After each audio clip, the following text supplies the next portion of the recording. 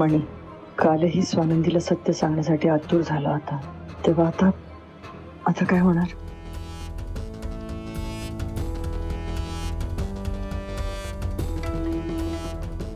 ही चिठ्ठी नक्की मणीने लिहिलेली असणार.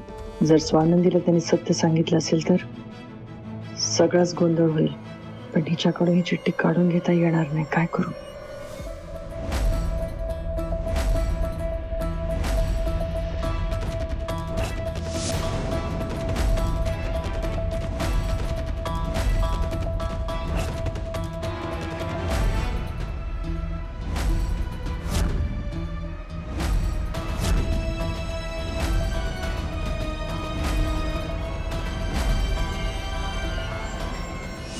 स्वानंदी बस, मी पाणी आणते.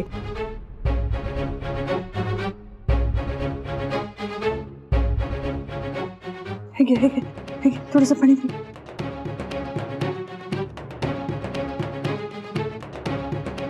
जेवली नाहीस ना म्हणून अशक्तपणा आलाय.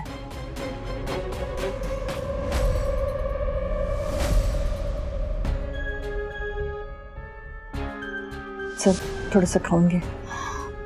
मला गरगरतंय. असंच होणार ना. तू का ऐकत नाहीस? का हट्टीपणा करतेस? नको स्वतःचे असे हाल करू. तू लहान आहेस का? स्वतःचं चांगलं वाईट कळतंय ना तुला. थोडं खाल्लं की बरं वाटेल.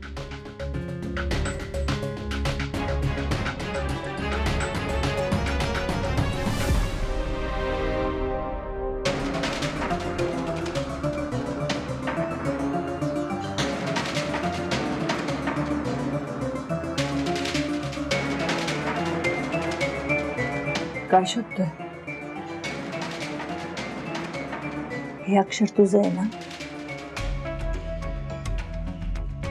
स्वानंदी, आता मी सत्य लपवू शकत नाही.